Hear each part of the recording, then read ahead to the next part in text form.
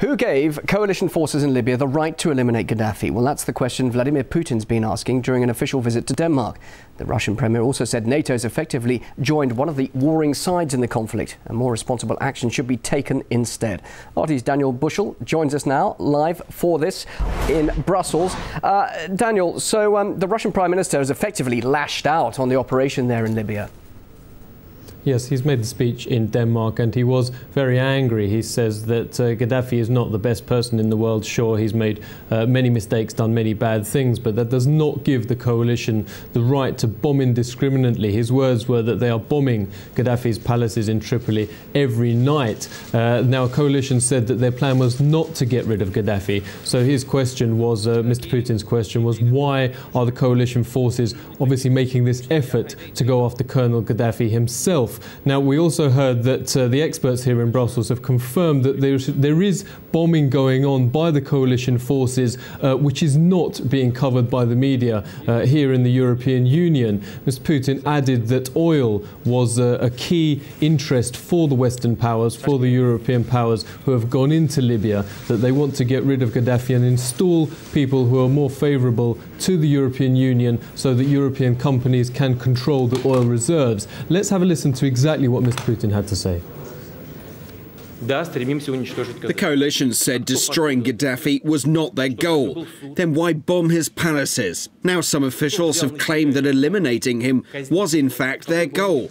Who gave them that right? Did he have a fair trial? Returning to the no-fly zone, the bombings are destroying the country's entire infrastructure.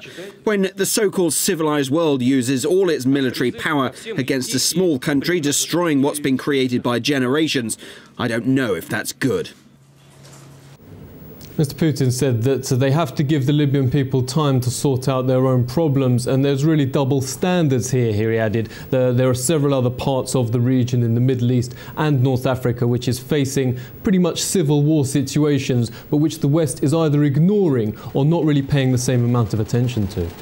Well, Daniel, there have been reports about an EU plan to send army convoys to assist humanitarian aid there in Libya. Of course, there'll be those who say, well, this is really the start of a military ground operation, something, of course, that allies were adamant wouldn't happen.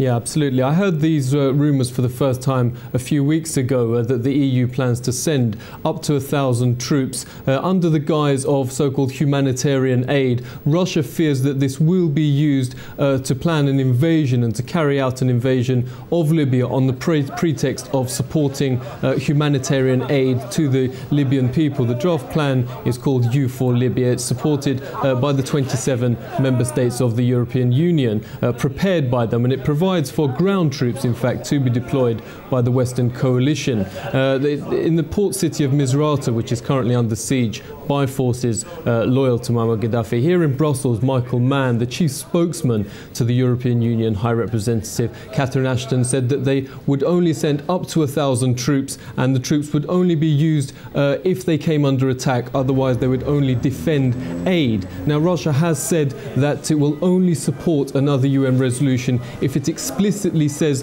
that it will not continue the violence, that if it ends the violence and starts negotiations, then that is the only condition under which they would support that. Now, I've been speaking to military analysts here in Brussels, and they confirm that ground troops are already in operation in Libya. This is not being covered by the media in the European Union, but troops are already in operation, and they are pushing forward in Libya with Colonel Gaddafi as the target. Daniel, thanks very much indeed for that. That's Daniel Bushell live there in Brussels.